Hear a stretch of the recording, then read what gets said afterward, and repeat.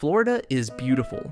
A land of lush wetlands, white sand beaches, and over 1,350 miles of coastline, more than any other state in the lower 48. Its geography is striking, its ecosystems rich, and its growth explosive. But for all the good, there's one big issue hiding in plain sight. If you look at Florida's population density patterns, one thing stands out. Southern Florida is bursting with people, while the north feels almost empty. Why is that? Why does northern Florida remain so underpopulated? To understand that, we need to start with the land itself. Florida stretches nearly 500 meters from north to south, and about 460 meters across at its widest point. But despite its size, the entire state is low-lying, with its highest point, Britton Hill, just 345 feet above sea level. That's the lowest high point of any US state. Beneath the surface lies a foundation of porous limestone, which fuels underground rivers and springs, but also makes the terrain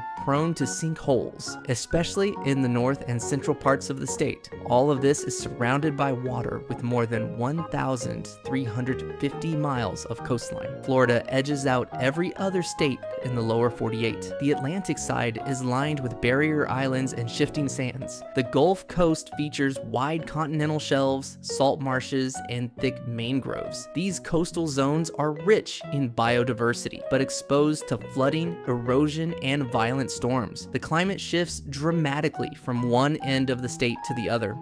South Florida is tropical, warm, humid, and stormy all year. But in northern Florida, things feel different. The air is drier, winters are colder, and spring brings heavy rainfall. Snow isn't common, but frost, not unheard of. The temperature swings more sharply, and so does the weather. Geographically, the north is more varied. You get rolling hills, pine forest, and crystal clear freshwater springs. Rivers like the St. John's defy gravity and flow north. The land is less urban, more spread out, and far more southern in character than people expect. And it's this exact geography, the land, the water, and the climate that has shaped not just Florida's identity, but where people decide to settle and where they didn't. So Florida is the third most populous state in the US, home to nearly 23.5 million people. But most of them, they live in the southern half of the state. Northern Florida, especially the Panhandle, looks almost like a different world on the population map.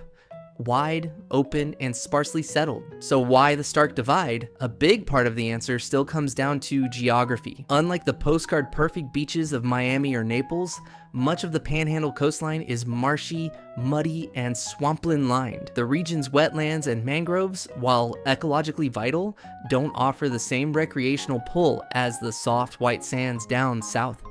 Simply put, fewer tourists came and fewer people stayed. And while southern Florida is dotted with deep water harbors, cruise terminals, and navigable rivers, the Panhandle lacks major ports. Cities like Miami, Tampa, and Fort Lauderdale grew around their connections to global trade and shipping. The Panhandle, it sat close enough to New Orleans at the mouth of the Mississippi that it was never developed as a major maritime hub of its own. That early absence of economic infrastructure still echoes today. Where the South boomed with ports, railroads, and highways, the North remained more rural and slower to industrialize.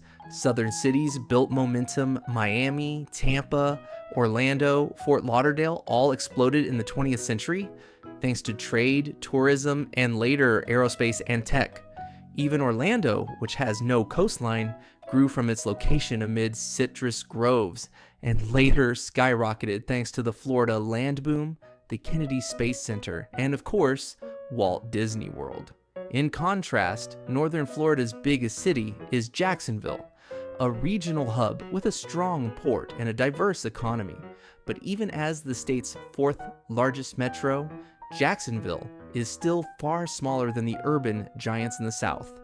Beyond ports and industry, climate plays another role in the population split. Southern Florida's year-round warmth draws retirees and sun-seekers from across the country and the world. Northern Florida, with its cooler winters and wider seasonal swings, doesn't have quite the same tropical appeal, and immigration patterns followed that climate line.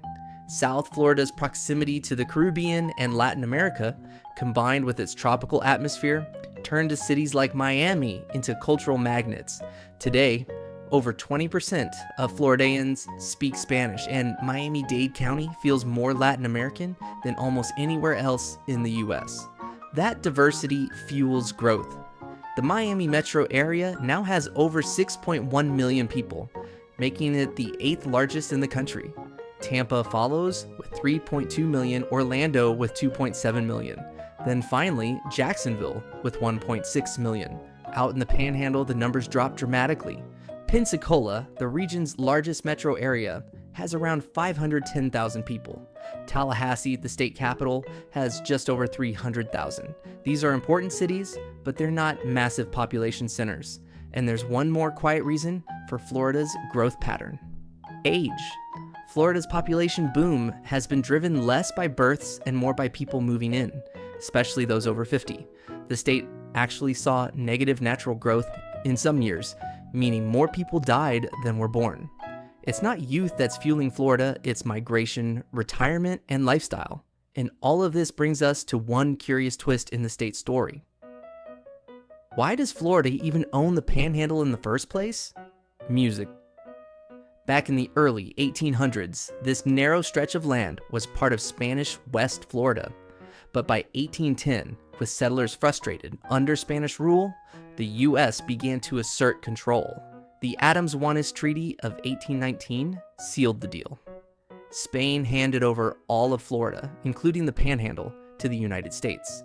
When Florida officially became a U.S. territory in 1821, and later a state in 1845, the Panhandle was already written into its borders. Alabama had its chance. It became a state 2 years earlier in 1819, but it never seriously challenged Florida's claim. And frankly, there wasn't much reason to. At the time, the Panhandle didn't offer much in the way of economic promise. No major ports, no booming industry, no bustling coastal cities. It was and still is a quieter, less developed corner of the state. Meanwhile, hundreds of miles to the south, Florida's other half was transforming. Cities bursting with people, culture, and commerce. The South had beaches, ports, and an international identity. But this success came at a cost. Because while northern Florida may be underpopulated, southern Florida may be too populated. Florida is one of the most biodiverse states in the US, home to more than 4,000 species found nowhere else on Earth. Its rich ecosystem, from the Everglades to its coastal wetlands, generate billions in tourism and sustain tens of thousands of jobs. But today, all of that is under threat. Why? Because over the past few decades, the same growth that made South Florida a hotspot for retirees and immigrants has also put intense pressure on its environment. Roads expand, forests are cleared, entire neighborhoods are built on land that once belonged to panthers, manatees, and countless native species. Organizations like Miami's Pelican Harbor Seabird Station have reported increasing numbers of injured wildlife, especially in urban corridors where animals now collide with human infrastructure. And it doesn't stop there. Florida now has the highest percentage of residents over age 65 in the country. As the population continues to rise, so does the risk from climate change. Sea level rise is beginning to push younger generations inland, while older, more vulnerable populations remain along the coast. That shift presents a whole new kind of problem. How do you protect a coastline when the very people living there may not be able to adapt? For example, raising homes to protect against flooding adds staircases and structural challenges. For Florida's aging population, that's not just inconvenient, it's potentially dangerous. So, here's the big picture irony. The Panhandle may be quiet, but it's also safe, stable, and ecologically intact. South Florida may be booming, but its success is now threatening the very land that made it so appealing in the first place. Florida's population gap isn't just about where people live, it's about the future of the state itself. So, the next time someone tells you Florida is just beaches and retirees, remember this. It's also a story of two very different regions, one bursting at the seams and one holding steady.